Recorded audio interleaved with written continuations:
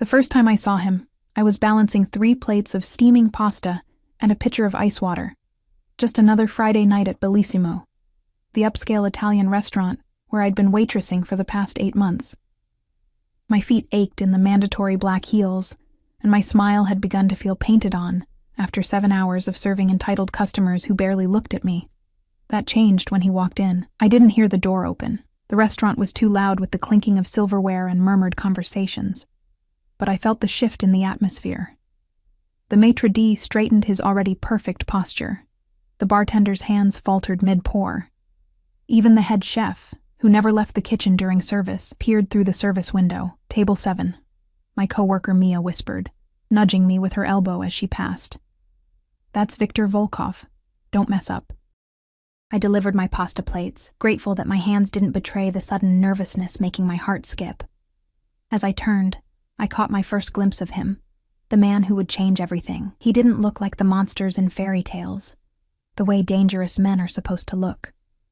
Viktor Volkov was devastatingly handsome in that severe, aristocratic way that speaks of old money and older violence. His charcoal suit fit his broad shoulders like it had been poured onto him, and his dark hair, touched with silver at the temples, was combed back from a face that looked carved from marble. But it was his eyes that caught me. Pale blue, nearly colorless, like Arctic ice. He wasn't alone. 2 men flanked him like shadows, their eyes constantly scanning the room. A third checked his phone at regular intervals. Bodyguards.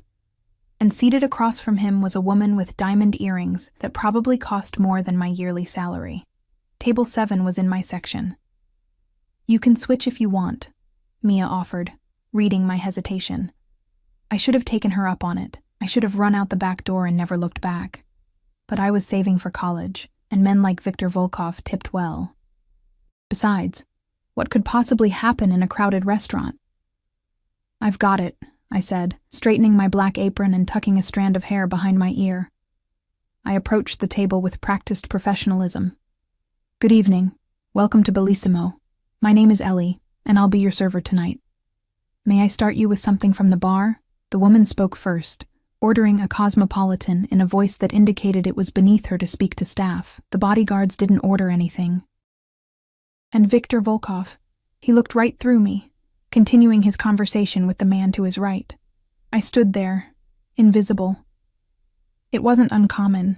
Wealthy patrons often treated servers like furniture, but something about being dismissed by him specifically made my cheeks burn. I cleared my throat softly. Sir, would you care for a drink? His pale eyes flicked to me, and the conversation stopped mid-sentence. The entire table went silent. In that moment, I realized I'd made a mistake. You don't interrupt, Viktor Volkov. His gaze traveled from my face down to my name tag, lingering there before meeting my eyes again.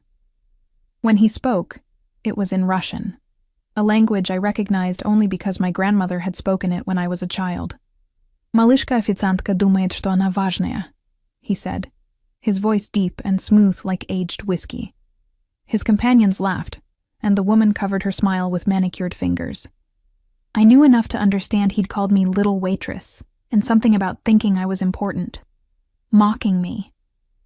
Heat crawled up my neck, and I felt the stares of nearby tables.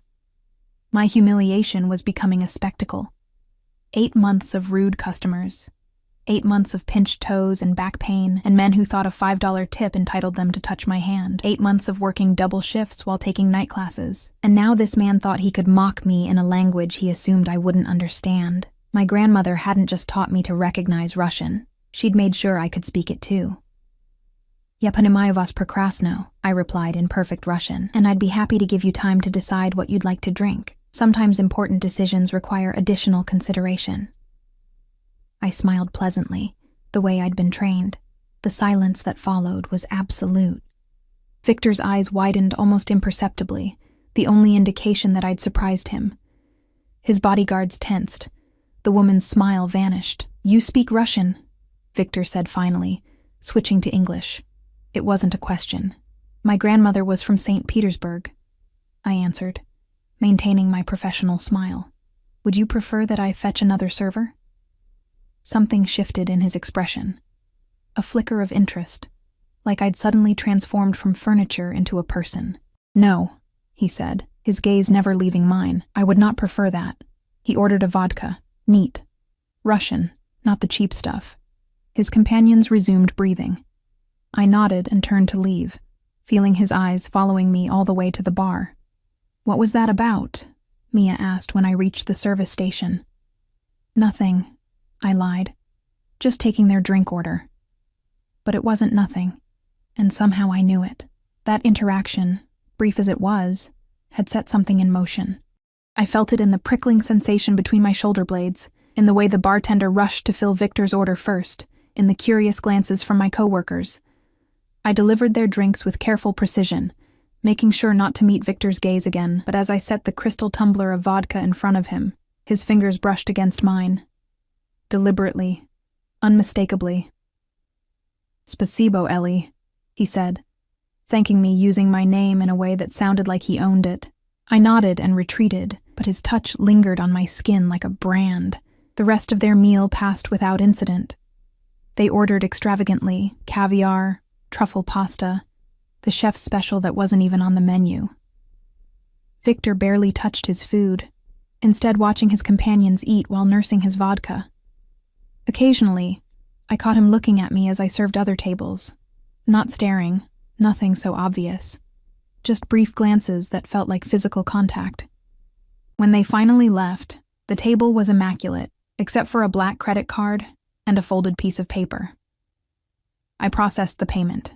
The bill was over $800 and returned with the receipt. Victor signed it without looking at the total, then stood.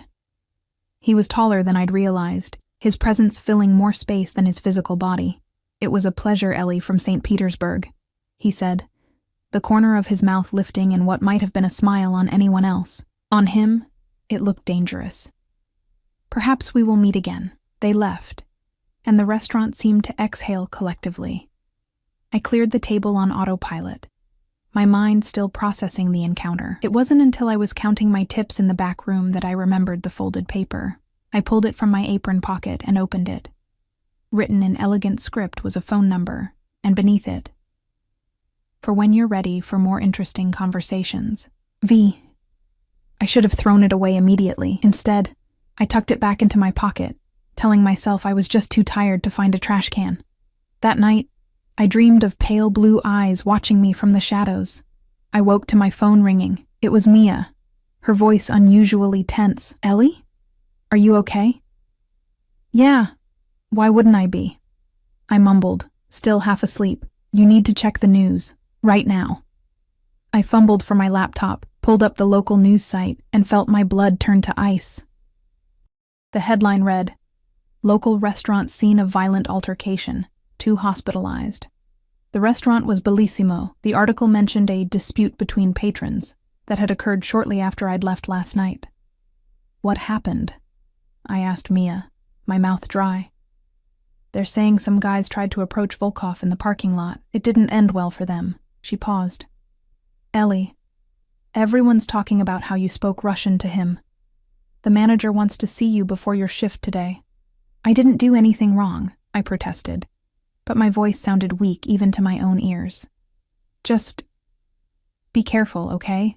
Guys like him don't notice girls like us unless they want something." I hung up and sat on my bed, staring at the wall of my tiny studio apartment. My gaze drifted to my apron hanging on the doorknob, the folded paper still visible in the pocket. "For when you're ready for more interesting conversations." I had no idea that when would come much sooner than I expected, or that those interesting conversations would change my life forever. The manager didn't fire me, but it was a close thing. "You're lucky Mr. Volkov left a generous tip and complimented the service," Marco said, pacing his cramped office while I sat rigidly in the worn visitor's chair. "Otherwise, I'd have to let you go. We can't afford to be associated with incidents." He meant violence. He meant the kind of people who leave men hospitalized in parking lots. "I didn't do anything wrong," I repeated. The same words I'd said to Mia. They sounded even less convincing now. Marco sighed, running a hand through his thinning hair. "Just stick to English from now on, okay? And if he comes back, I'll have Derek serve his table." I nodded, relieved to still have my job, but somehow irritated that my interaction with Victor would be given to Derek, who couldn't tell Cabernet from Merlot and always smelled faintly of weed. My shift that day passed in a blur of normality that felt surreal after the previous night. Regular customers ordering their usual dishes, businessmen discussing quarterly reports over linguine, tourists taking photos of their tiramisu. No sign of Victor Volkov or his entourage, but I felt watched. Every time the door opened, my head snapped up. Every dark sedan that drove past the window made my heart race. By the end of my shift, my nerves were frayed, and my coworkers had noticed. "You look like you've seen a ghost," Mia said, as we changed out of our uniforms in the cramped employee bathroom. "Are you still freaked out about last night?" I forced a laugh. "I'm just tired, and I have an exam tomorrow." Mia looked unconvinced but didn't press. "Want to grab a drink at Murphy's? A bunch of us are going." "Rain check," I said, slinging my bag over my shoulder. I really do need to study. The lie came easily, though I wasn't sure why I was lying. I had no plans except to go home, take a hot shower, and try to forget about pale blue eyes and folded notes. The problem with lies, though, is they have a way of becoming complicated. As I stepped out the back door into the alley behind Bellissimo, a sleek black car idled at the curb. I froze, my hand automatically reaching for the pepper spray in my bag. The rear window slid down, revealing Victor Volkov's impassive face. "Good evening, Ellie," he said, as casually as if we had planned to meet. I glanced back at the restaurant door, calculating my chances of making it inside before what? I wasn't sure what I was afraid of exactly, just that my instincts screamed danger. "Your colleagues will be leaving through the front," Victor said, reading my thoughts. "Marco always locks the back door after the last person exits. It's a security measure." The fact that he knew this, knew our closing procedures, sent a chill down my spine. "What do you want?" I asked, my voice steadier than I felt. "A conversation." His lips curved slightly, an interesting one, as promised. "I'm not interested," I said, though the folded paper in my apartment suggested otherwise. Why had I kept it? Victor nodded as if my resistance was expected, even appropriate. "Perhaps you would be interested in discussing the 2 men currently recovering at St. Mary's Hospital, the ones who were planning to rob the restaurant's employees as they left work last night." My blood ran cold. "What are you talking about?" My security team intercepted them. They had knives, duct tape, and detailed knowledge of which employees would be carrying the most cash. Specifically, which female employees. His gaze was steady. "Including you, Ellie from St. Petersburg." I wanted to believe he was lying, but something in his tone rang with terrible truth. I'd walked home alone countless times after late shifts, keys clutched between my fingers as a makeshift weapon. The thought of what might have happened. "Why would you—" I trailed off, unsure what I was even asking. "Why would I intervene?" Victor supplied. "Or why would I tell you about it?" "Both," I thought, but said nothing. He studied me for a long moment. "Get in the car, Ellie. I promise you will be returned home safely. But this alley is not the place for the conversation we need to have." Every warning bell in my head was ringing. Get in a car with a man I barely knew? A man connected to violence and who clearly operated outside the law. It was the definition of a bad decision. "I have pepper spray," I said, which was possibly the stupidest response I could have given. Victor actually smiled then, a genuine expression that transformed his severe features. "I would expect nothing less from you. Your caution is warranted. Perhaps a compromise." He reached into his jacket and I tensed, but he only withdrew a business card, holding it out to me through the window. "My restaurant. Tomorrow night at 8. We'll be in public. You can bring a friend if you wish, and you'll have answers to the questions you're afraid to ask." I hesitated, then took the card. Volk was embossed in simple black letters on heavy cream cardstock, along with an address in the wealthiest part of the city. "How did you know I'd be leaving now?" I asked, tucking the card into my pocket. Victor's smile faded. "That, Ellie, is one of the questions I intend to answer tomorrow night." He nodded once. Then the window slid up, reflecting my confused face back at me as the car pulled smoothly away from the curb. I stood there for a full minute, heart pounding, before walking quickly toward the bus stop. I checked over my shoulder every few steps, unable to shake the feeling that I was still being watched. That night, I barely slept. I kept replaying Victor's words, trying to separate fact from manipulation. Were there really men planning to attack Bellissimo's employees? Or was it just a story designed to make him seem like a protector instead of a predator? I remembered the news article Mia had sent me. 2 men hospitalized. It could have been a coincidence, or a dispute among criminals, or Victor Volkov could have saved my life without me even knowing I was in danger. The next morning, I called in sick to Bellissimo for the first time since I'd started working there. I couldn't face the routine of serving pasta and smiling at strangers while this shadow loomed over my life. Instead, I spent the day in a campus library, trying to study for my business management exam and failing miserably. By 7 that evening, I'd made my decision. I would go to Volk, hear what Victor had to say, and then walk away. I would transfer to a different restaurant, maybe even a different part of the city. I would file away this bizarre interlude as an anecdote to tell someday when it no longer seemed dangerous. Mia called as I was getting dressed. "Feeling better? Marco was pissed that you called out." "Still a little under the weather," I lied, applying mascara with a steady hand. "But I'll be in tomorrow." "You better. It's Friday, and you know Derek can't handle the dinner rush alone." She paused. "You sound weird. Are you really okay?" I glanced at my reflection in the mirror. I'd chosen a simple black dress, modest but flattering, and low heels. My blonde hair was pulled back in a neat ponytail, and I'd kept my makeup minimal. I looked like I was going to a job interview, not meeting a dangerous man for interesting conversation. "I'm fine," I said, "just tired." "Well, rest up, and check your email." Marco sent out a new schedule with shift changes. After we hung up, I stared at my phone, debating whether to text someone, anyone, about where I was going. But what would I say? Meeting the Russian mafia guy from work. If I don't come back, check the river. Instead, I took a photo of Victor's business card and emailed it to myself with the subject line, "Meeting at 8 p.m., a pathetic digital breadcrumb that would probably be useless if something actually happened to me. Volk was located in a restored historic building downtown, its entrance marked only by a small, tasteful sign bearing the same embossed logo as the business card. No flashy lights, no line of people waiting to enter, just a solid oak door and a man in a dark suit who nodded at me as if he'd been expecting me. "Miss Eleanor Hayes?" he asked, his accent thicker than Victor's. When I nodded, he opened the door for me. "Mr. Volkov is waiting for you."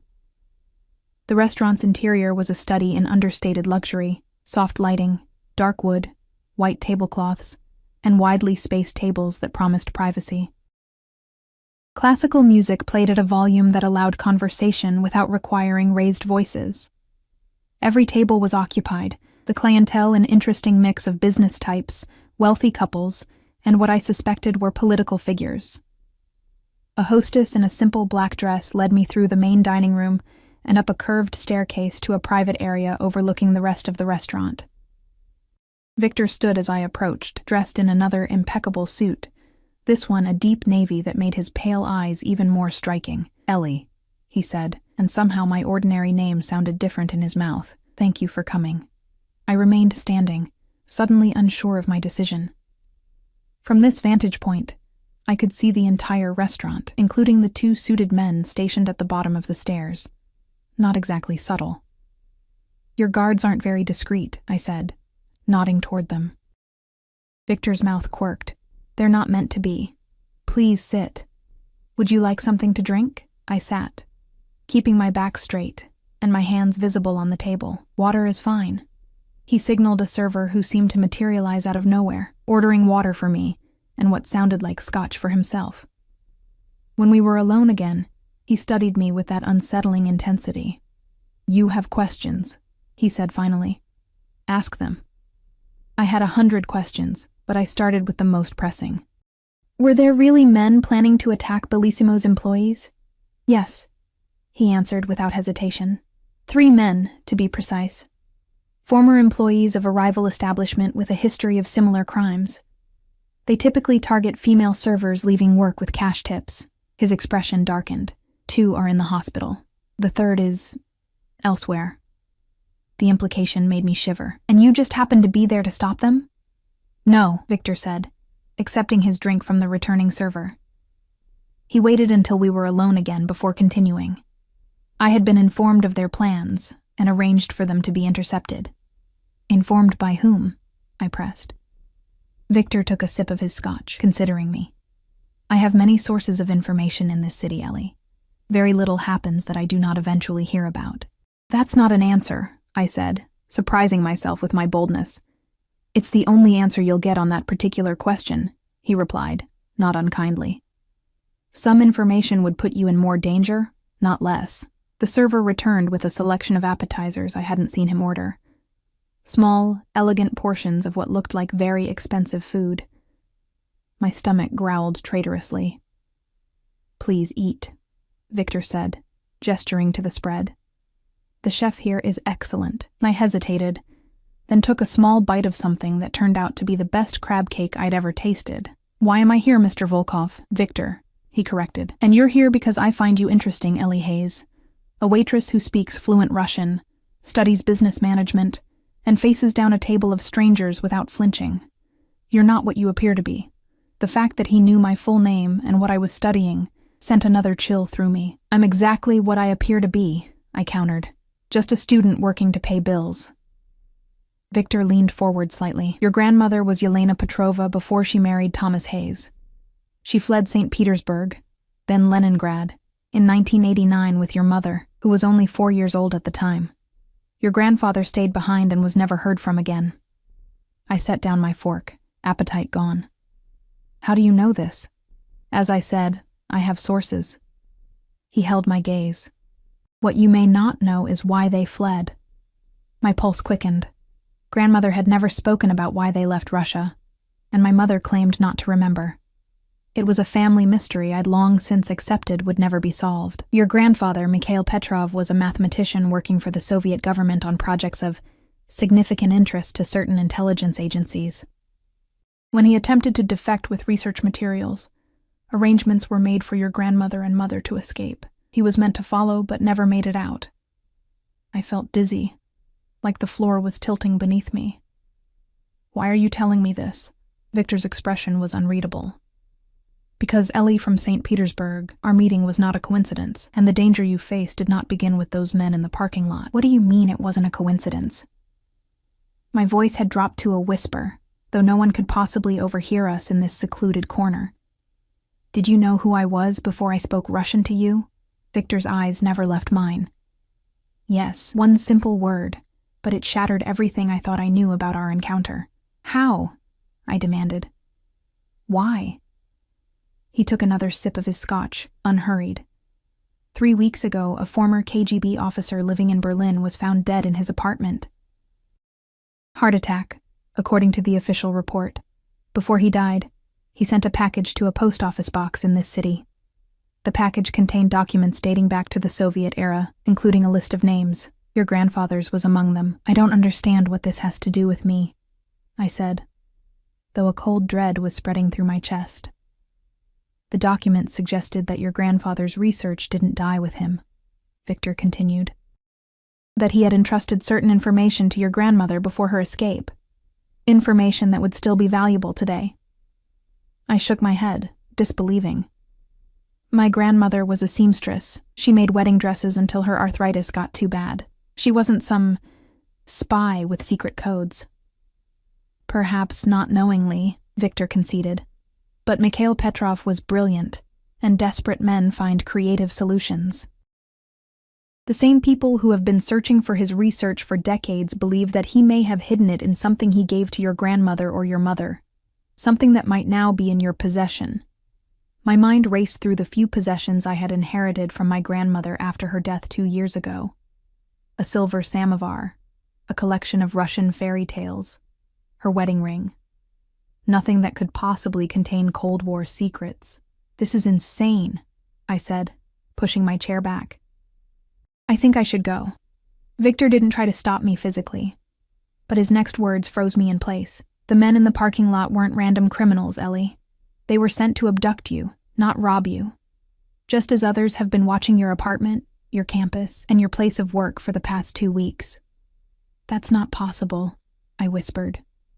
But even as I said it, I remembered the prickling sensation of being watched, the dark cars that seemed to idle too long on my street. I had you under protection from the moment I learned you might be targeted, Victor said, his voice softening slightly, but I couldn't approach you directly without risking alerting those who are looking for Petrov's research. When you spoke Russian to me at the restaurant, you forced my hand. Now they know for certain that you're Yelena's granddaughter. My legs felt weak, and I sank back into my chair. Who are they? Former intelligence operatives now working in private enterprise. People who believe your grandfather's research could be worth billions in today's market. He leaned forward. People I have a personal interest in stopping. Why? I asked. What's your stake in this?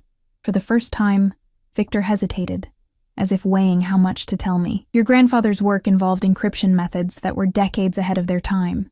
Methods that could make digital communications either completely secure or completely vulnerable, depending on who controls them. And you want to control them, I said, understanding dawning. Victor's expression hardened. I want to ensure they don't fall into the wrong hands. Hands that would use them to steal from the accounts of people who trust their banks to keep their money safe, to intercept private communications, to blackmail and extort without consequence. And your hands are the right ones? I couldn't keep the skepticism from my voice. He actually smiled at that, a brief flash of white teeth. My hands are far from clean, Ellie. But in this matter, yes, my interests align with the greater good. I protect what's mine, and I consider this city mine. The implication was clear. He was a criminal, but one with a code. A territorial predator who nonetheless maintained a certain order in his domain. So what now? I asked, trying to process everything. I don't have whatever they're looking for. I don't even know what it might be. Perhaps, Victor acknowledged. But they won't believe that without searching everything you own and questioning you thoroughly. The way he said the last word made it clear what kind of questioning he meant. A chill ran down my spine. Are you saying I'm in danger right now? Not at this moment. Not in my restaurant. Not in my presence. His certainty was both reassuring and terrifying. But yes, you are in danger, which is why I'm offering you my protection. Your protection, I repeated. The phrase sounded medieval, something a lord might offer a peasant at a price. What exactly does that mean? It means you'll stay in one of my properties, under guard, until we resolve this situation. You'll continue your studies. I'll arrange for secure transportation to your classes. You'll want for nothing material, and you'll be safe. I stared at him, incredulous. You're asking me to just move in with you? With a complete stranger? A criminal? Victor's eyebrows rose slightly. I'm offering you security when there are people willing to kidnap or kill you. As for being a stranger, he gestured to the space between us. We're becoming acquainted rather quickly, wouldn't you say? Despite everything, the fear, the confusion, the sheer insanity of the situation, I felt a laugh bubble up. This is crazy. You know that, right? This whole conversation is absolutely insane. The world is often insane, Victor replied, surprisingly philosophical. We simply do our best to navigate it. I took a long drink of my water, wishing it were something stronger. What if I say no? What if I just go to the police? And tell them what? That you're being targeted by former Soviet spies because of Cold War research your grandfather may have hidden in a wedding ring? His voice was gentle, but the message was clear. The police can't protect you from these people. They operate in shadows too deep for law enforcement to reach, and you operate in those same shadows, I pointed out. Victor inclined his head, acknowledging the point, which is precisely why I can offer protection they cannot. I fell silent, staring at my half-eaten food. None of this felt real, and yet the fear twisting in my gut was undeniable. I thought about returning to my apartment, lying awake all night listening for unusual sounds, jumping at every car that drove past. I need to think, I said finally. This is a lot. Of course, Victor said, as if we were discussing something mundane like a business proposal. But I'm afraid time is limited. The men who were watching you will have reported our meeting by now. Their employers will accelerate their plans. How convenient, I said, unable to keep the bitterness from my voice. Create a sense of urgency, so I don't have time to think clearly. Something flashed in Victor's pale eyes. Anger, perhaps, or respect.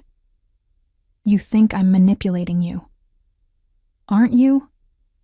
Yes, he admitted candidly, but not in the way you believe. The danger is real, Ellie. I didn't create it, but I am offering a way through it. A server appeared with the main course.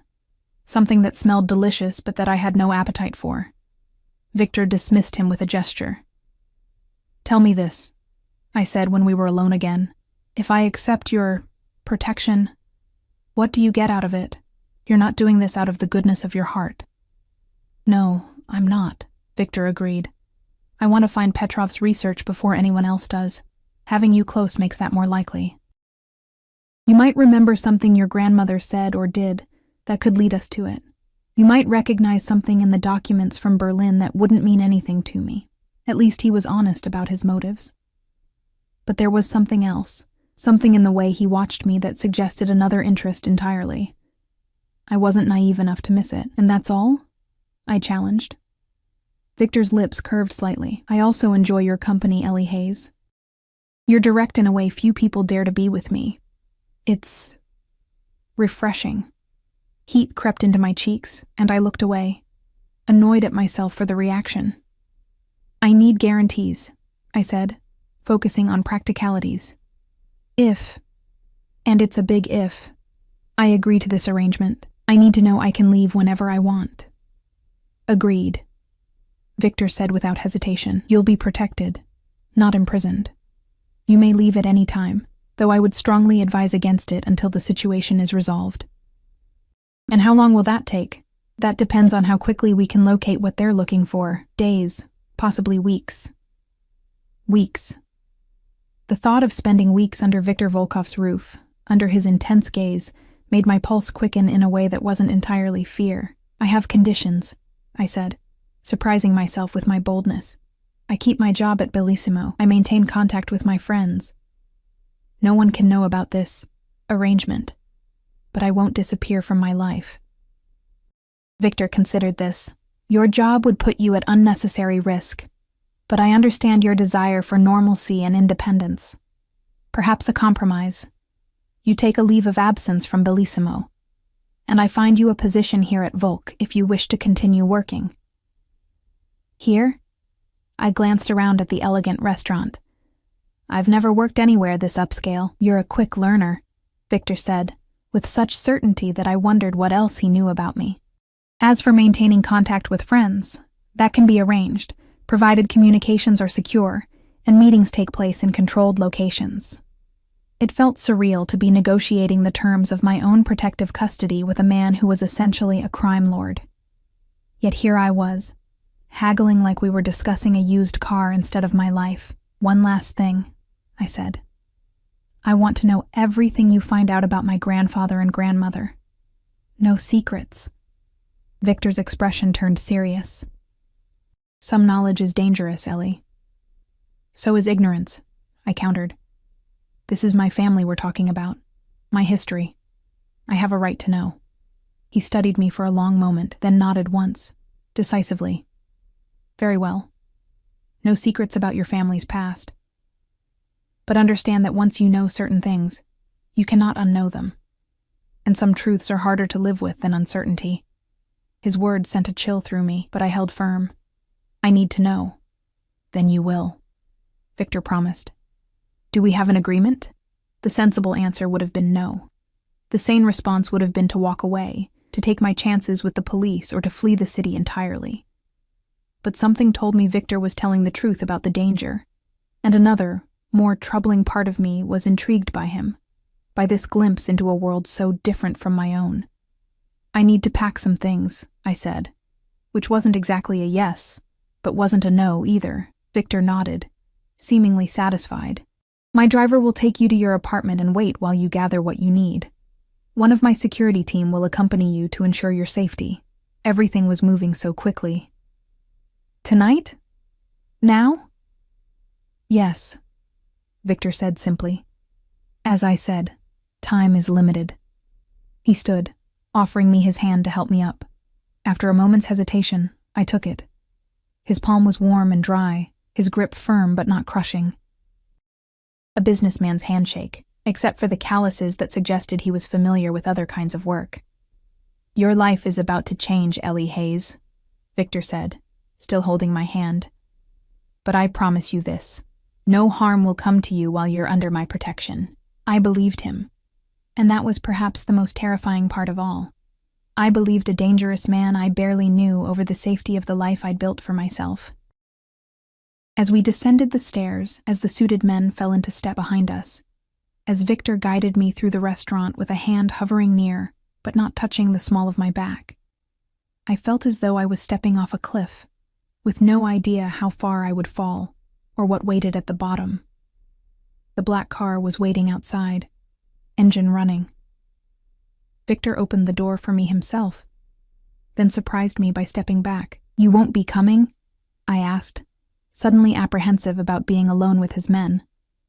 "I have business to attend to," he said, "but I'll join you later this evening. Mikhail will ensure your safety in the meantime." He nodded to the driver, a broad-shouldered man with a grim expression. I hesitated at the door of the car, seized by a last-minute doubt. How do I know I can trust you? How do I know this isn't some elaborate trap? Victor's pale eyes gleamed in the streetlight. "You don't," he said simply.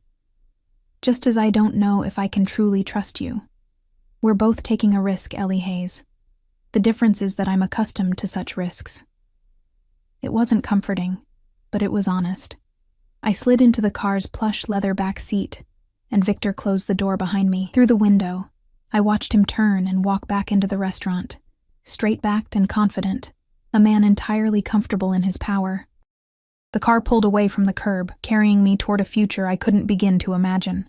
My apartment looked different as I packed, like a place that belonged to someone else. The faded blue couch, the mismatched dishes, the textbooks stacked on the coffee table, all artifacts from a life that suddenly felt distant.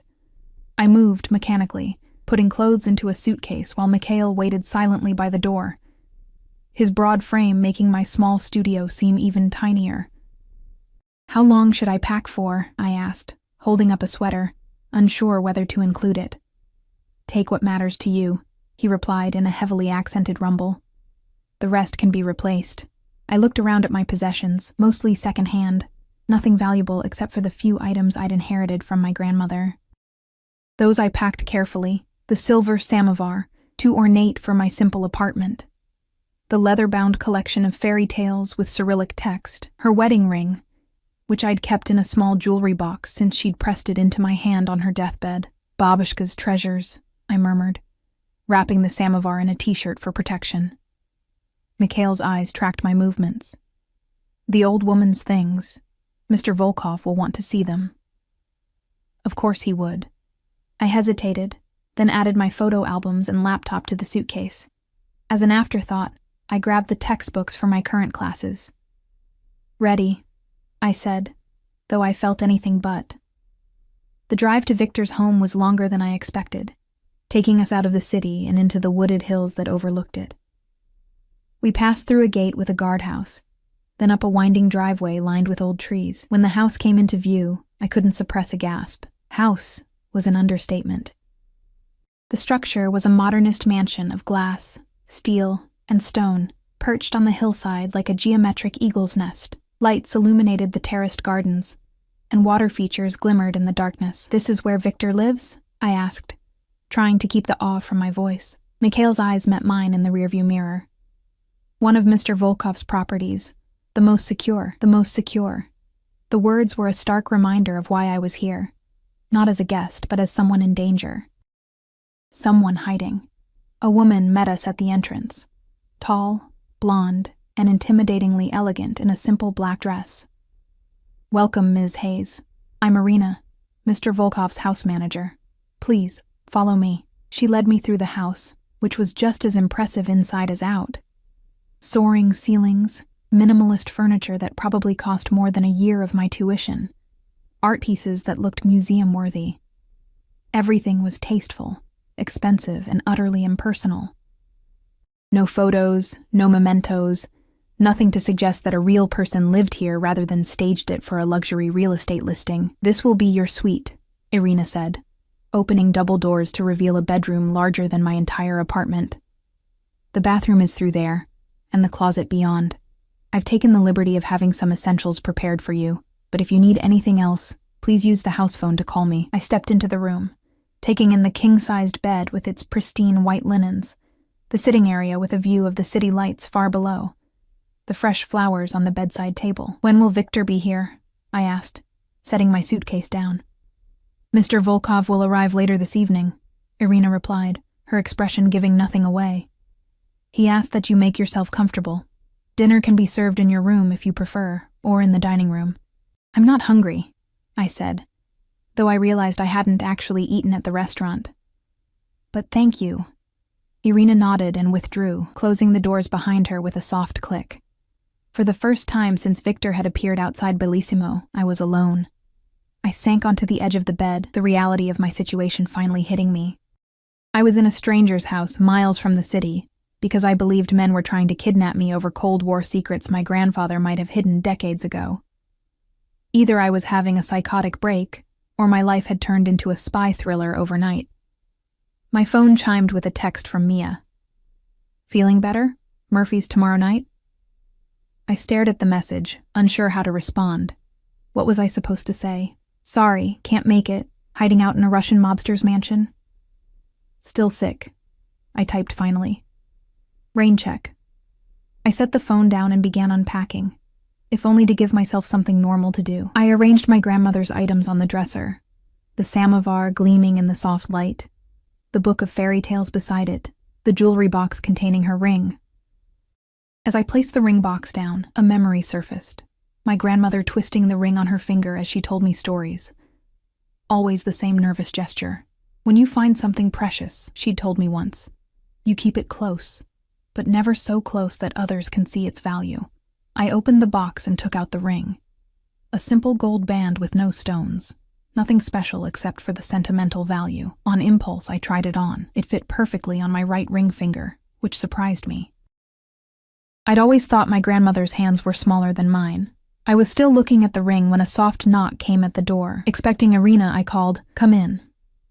Instead, Victor entered, looking exactly as he had at the restaurant despite the late hour. Impeccable suit, not a hair out of place. The only difference was a slight softening around his eyes, a hint of fatigue. "You're settling in," he observed, taking in the half-unpacked suitcase. I rose from the bed, suddenly conscious of being in a bedroom with him. "Yes, thank you for the room. It's very nice." Victor's mouth quirked at my understated description. "Irina said you declined dinner. You should eat, Ellie." "I'm not hungry," I repeated, though my stomach chose that moment to growl traitorously. He crossed to the sitting area and gestured to one of the chairs. "Join me for a moment." It wasn't exactly a command, but it wasn't quite a request either. I sat, keeping my back straight, hands folded in my lap like a schoolgirl called to the principal's office. Victor took the chair opposite mine, his posture relaxed but alert. "You're wearing your grandmother's ring," he noted, his gaze falling to my hand. I resisted the urge to hide it. "Yes, it's one of the few things I have from her." "May I?" He extended his hand. I hesitated, then slowly offered my hand. His fingers were warm as they took mine, turning my hand to examine the ring. His touch was clinical, but still intimate enough to make my pulse quicken. "A simple wedding band," he murmured. "Gold, Soviet-era craftsmanship."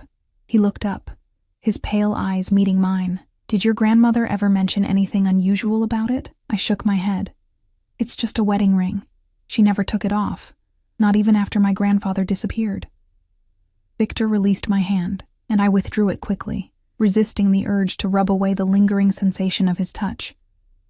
"Your possessions from her. We'll need to examine them," he said. "There are non-invasive scanning technologies that can detect if something has been hidden inside objects, or if papers have been treated with chemicals to conceal text." "You think my grandmother's samovar might have secret compartments?" I couldn't keep the skepticism from my voice. "I think your grandfather was ingenious and desperate," Victor replied seriously. "Such combinations often produce creative solutions." I glanced at the items on the dresser. "Fine, but I want to be present when they're examined." "Of course." He studied me for a moment. You're handling this situation remarkably well, Ellie Hayes. Am I? I laughed, a sound with no humor in it. I don't think I've processed it yet. Ask me again tomorrow when I wake up in a stranger's house, hiding from Soviet-era ghosts. Not a stranger, Victor corrected softly. Not anymore. There was something in his gaze that made me look away, uncomfortable with the intensity. We've had dinner and one conversation. That hardly makes us friends. No, not friends, he agreed, but connected nonetheless. Your grandfather's past and my present have intersected in a way neither of us could have predicted. And what exactly is your present, Victor? I asked boldly. You've never actually said what you do, beyond vague references to protecting what's yours. His expression revealed nothing. I have business interests throughout the city and beyond. Restaurants, real estate, import-export operations. And the less legal aspects? Victor's lips curved slightly. You're very direct.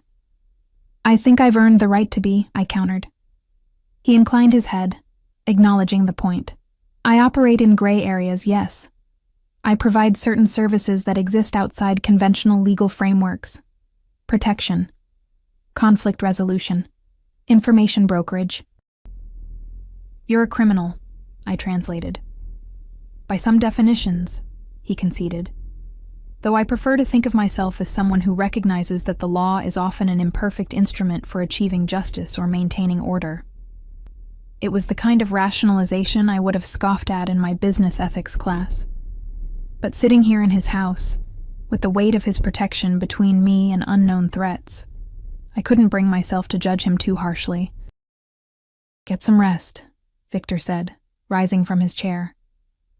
Tomorrow we'll begin examining your grandmother's possessions, and I'll have more information about the people looking for Petrov's research. He moved toward the door, then paused, looking back at me. The security system is state-of-the-art. There are guards patrolling the grounds. You're safe here, Ellie. Safe from everyone except you, I said softly. Something flickered in his eyes, surprise, perhaps, or respect. I told you before, you may leave at any time. I'm not your jailer, just my protector, I said, unable to keep a hint of irony from my voice. For now, Victor replied, his gaze lingering on mine for a moment before he turned and left, closing the door silently behind him. I sat there for a long while, looking out at the distant city lights, feeling like I was watching my old life from an unreachable distance. Eventually, exhaustion overtook me, and I curled up on the enormous bed, still fully dressed, and fell into a fitful sleep. I dreamed of my grandmother that night. Not the grandmother I had known, the plump, gentle woman who baked Russian tea cakes and hummed folk songs as she sewed, but a younger version, running through snowy streets with a small child in her arms, looking over her shoulder in terror. I woke gasping, disoriented in the unfamiliar room. Sunlight streamed through windows I'd forgotten to cover, and for a moment, I couldn't remember where I was. Then it all came flooding back. Victor, the supposed threat, my impulsive decision to accept his protection. A soft knock at the door preceded Irina's entrance with a breakfast tray. Good morning, Ms. Hayes. Mr. Volkov thought you might prefer to eat in your room this morning. I sat up, running a hand through my tangled hair. Thank you. What time is it? Just after 9, she replied, setting the tray on a small table by the window. Mr. Volkov asked me to inform you that he's arranged for a security team to accompany you to your afternoon class, if you wish to attend. My Friday afternoon class, I'd completely forgotten. Yes, I'd like to go. I have an exam next week. Irina nodded. A car will be ready at noon. Is there anything else you need? I glanced down at my rumpled clothes from yesterday. I'd like to shower and change, of course. The bathroom is fully stocked, but if you need anything specific, please let me know. She moved to leave, then hesitated. Ms. Hayes, Mr. Volkov rarely brings guests here, especially not on such short notice. You must be very important. Before I could respond, she was gone, leaving me to puzzle over her words as I picked at the gourmet breakfast she'd brought. Eggs Benedict, fresh fruit, and coffee that smelled like heaven. Important. The word felt wrong. I wasn't important. I was just connected to something important. a random descendant who might unknowingly possess a decades-old secret. Yet the way Victor had looked at me last night suggested something more than just practical interest. I showered and dressed in my own clothes, jeans, a sweater, and boots, a small act of normalcy in this surreal situation. As I fastened my grandmother's ring on my finger, that same memory returned. When you find something precious, you keep it close, but never so close that others can see its value. The security team Victor assigned to accompany me to class was almost comically conspicuous. Two broad-shouldered men in dark suits who flanked me like prison guards as I walked across campus. Fellow students stared, some nudging each other and whispering. Professor Harrison raised an eyebrow when my escorts deposited me at the classroom door with instructions to wait right outside. "New friends, Ms. Hayes?" she asked dryly as I slipped into my usual seat. "Family friends?" I mumbled, face burning. "Just visiting." I could barely focus on the lecture about financial markets. My mind kept drifting to Victor, to my grandmother's belongings being examined for Cold War secrets, to the shadowy figures who apparently wanted to kidnap me. By the time class ended, I'd taken exactly 3 notes, none of them coherent. My guards materialized the moment I stepped out of the classroom. "Ms. Hayes, Mr. Volkov requested we bring you directly back to the house," the taller one said. "He has information to share with you." The drive back was tense and silent. I stared out the window, watching the city give way to wooded hills, wondering how my life had changed so dramatically in less than 48 hours. Victor was waiting in what appeared to be a study. A wood-paneled room with bookshelves, a massive desk, and windows overlooking the terraced gardens. He wasn't alone. A thin, bespectacled man in his 60s stood beside him, hands clasped behind his back. "Ellie," Victor greeted me, his expression giving nothing away. "This is Dr. Leonov. He's been examining your grandmother's possessions." Dr. Leonov nodded to me but didn't offer to shake hands. "Miss Hayes. A pleasure to meet Yelena's granddaughter." His familiar tone when mentioning my grandmother sent a chill through me. "You knew her?" "No," he replied. "But I knew of her, and of your grandfather. I worked in a related department during that time." I looked between them. "And? Did you find anything?" Victor gestured to the desk where my grandmother's items were arranged. The samovar, the book, and, I noticed with a flash of alarm, her ring. I touched my finger reflexively, finding it bare. "When did you take that?" I demanded. "I was wearing it this morning." "We needed to examine all possibilities," Victor said, unapologetic. "It was removed from your room while you were in class." The casual invasion of privacy infuriated me. "You had no right—" "Perhaps not," Victor cut me off. "But it was necessary. And enlightening." He nodded to Dr. Leonov. "Show her." The older man picked up the book of fairy tales and opened it to a seemingly random page. "Look closely, Miss Hayes. What do you see?" I took the book, still seething but curious despite myself. The page showed an illustration of Baba Yaga's chicken-legged hut, with Cyrillic text flowing around it. "It's just a fairy tale. I've read this book 100 times. Dr. Leonov shook his head. "Look at the text itself, not the story. Particularly here and here." He pointed to specific passages. I squinted at the indicated sections, seeing nothing unusual. "It's just Russian text. Hold it under this," Victor said, handing me what looked like a special flashlight with a bluish glow. Ultraviolet light reveals certain inks that are invisible to the naked eye. Skeptical but intrigued, I held the light over the page. Gasp escaped my lips as faint markings appeared between the printed lines. Tiny, precise notations in what looked like mathematical symbols. "What is this?" I whispered. "Your grandfather's work," Dr. Leonov said, a note of reverence in his voice. "Hidden in plain sight, in a book of children's stories he must have given to Yelena before her escape. The entire book is annotated this way. Equations, formulas, keys to his encryption method." I looked up at Victor, who was watching me intently. "This is what they're after? These scribbles?" "Those scribbles, as you call them, represent one of the most advanced encryption algorithms ever developed," he replied. "Your grandfather created a method for secure communication that was decades ahead of its time. Even now, with quantum computing on the horizon, his approach remains theoretically unbreakable. Dr. Leonov nodded enthusiastically. Petrov was a genius. He understood that true security lay not in complexity alone, but in simplicity, elevated to complexity through perfect mathematical balance, like a perfect crystal, impossible to forge, because its structure is too perfectly aligned. It was hard to reconcile this talk of mathematical genius with the grandfather I'd never known, a ghost, a name rarely mentioned in my family. "There's more," Victor said, picking up the samovar. Dr. Leonov found this. He twisted the base, and to my surprise, it opened to reveal a small compartment containing a USB drive. "That's impossible," I said. "This samovar is from the Soviet era. USB drives didn't exist then." "No," Dr. Leonov agreed. "Someone added this much more recently."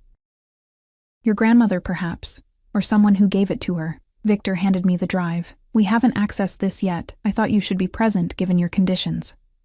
I held the small device, trying to process what was happening. So my grandmother knew? All those years, she knew she was carrying Soviet secrets? "It seems likely," Victor said, "though she may not have understood their significance. She may have simply been keeping a promise to your grandfather, protecting what he entrusted to her." My vision blurred with unexpected tears.